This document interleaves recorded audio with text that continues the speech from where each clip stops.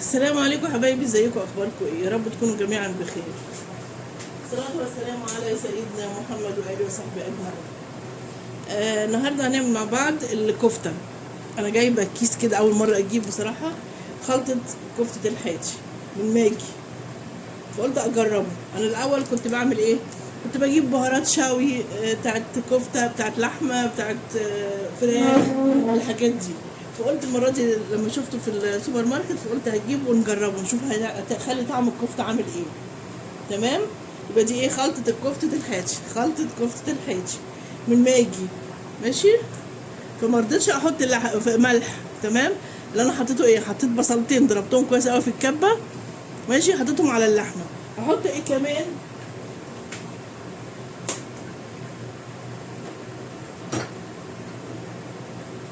هحط فلفل اسود،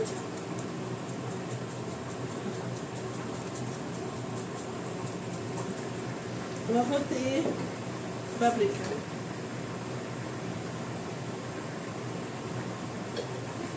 تمام كده. مش هحط اكتر من كده.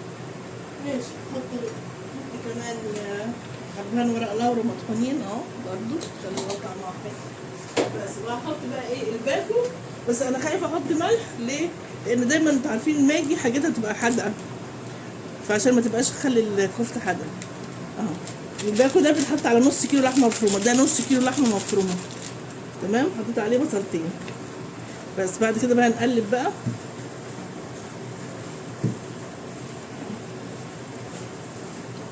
هنشوف هتبقى طعمها ايه بقى الكفته دي.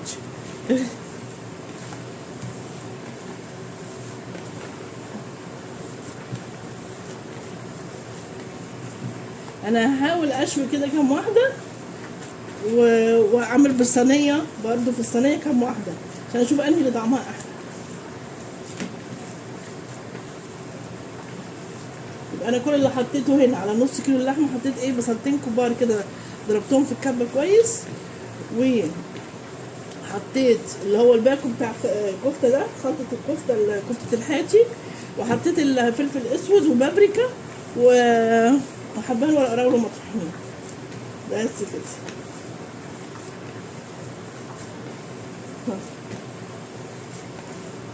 هنسيبها بقى شويه كده. هعمل جنبيها ايه بقى؟ مكرونه سباكيتي. المكرونه بتتسلق على النار. بس كده. خلاص كده. حلوه قوي كده. شويه وهرجع لكم تاني.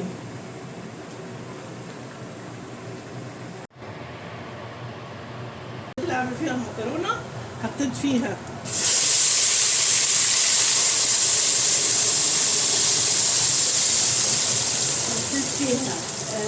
زيت على سمنه بلدي، هتبقى طعمها حلو. زيت على سمنه بلدي ضربت قلت في الخلاط. تمام. لسه هنحط لها بقى التوابل دلوقتي. اعلي بقى النار.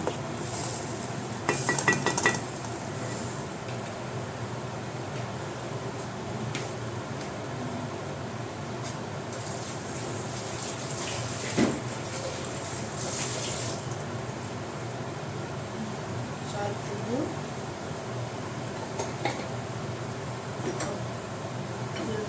بابريكا،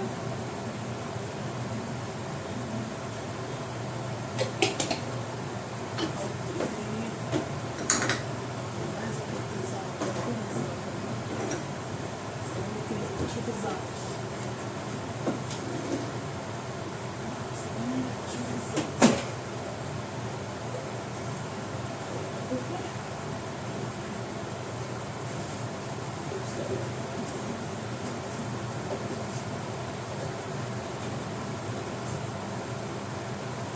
انا عندي صحيح، ما عنديش لسه ما طحنتش.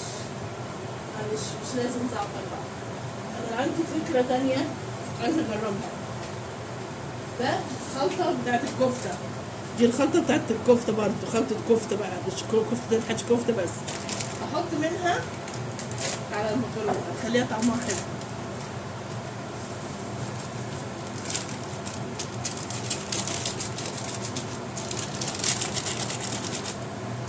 خليها طعمها حلو يا جماعه.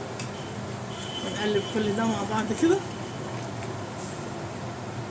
هبقى ادوق الملح شويه بس كده ما تغلي، علشان طبعا الكيس ده بيبقى فيه ملح.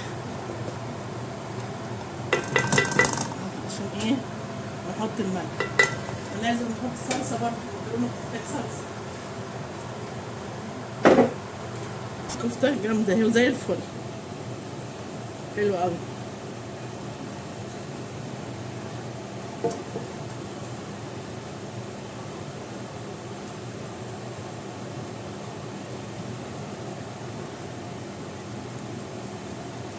متلزقش في الايد ولا اي حاجه اهو. تمام. اللحمه زي الفل و مش مكتره الحاجه، فالدنيا ايه، اللحمه ماسكه نفسيها.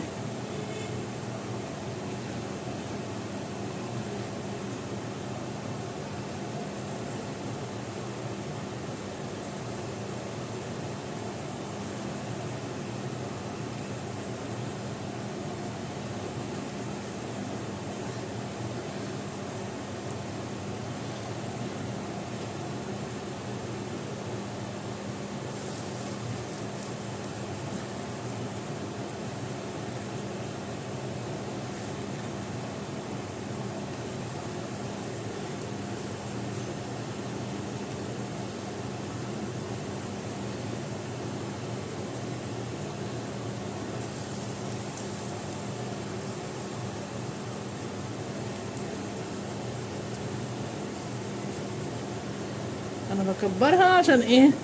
تبقى حلوه، تبقى عامله زي كفته الحاتي فعلا.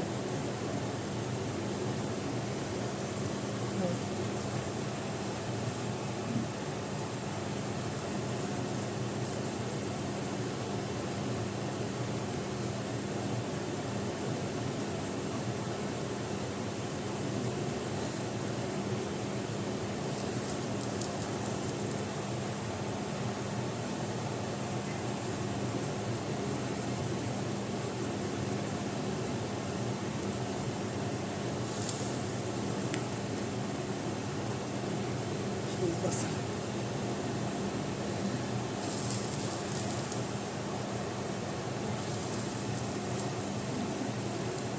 نحطها بقى في الفرن احسن، هي تجيب الدهون بتاعتها تستوي فيها احسن. ماشي كده، خلاص هحطها في الفرن، ولما تطلع من الفرن هوريها لكم. وهنا خلاص اهي المكرونه انا عايزه اطفي عليها دلوقتي، مش هحطها دلوقتي عشان هي تبقى سخنه على الاكل على طول. يعني هي كده غليت خلاص وايه اتسبكت اهي بقت حلوه. هطفي عليها بقى، ولما اجي احط المكرونه اشغلها تاني، اسخنها تاني واحط المكرونه عشان تبقى سخنه قبل ما الكفته تستوي بس. تمام. هرجع لكم تاني يا حبايبي بعد ما تستوي الكفته. ايوه يا حبايبي خلاص خلصت المكرونه والكفته. تمام كده.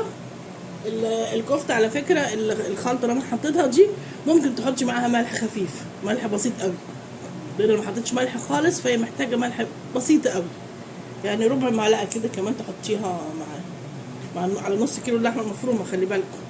تمام. يلا بالهنا والشفا ليك، تعالوا اتغدوا معانا بقى. يلا متنسوش اللايك يا حبايبي، اللايك. سلام عليكم.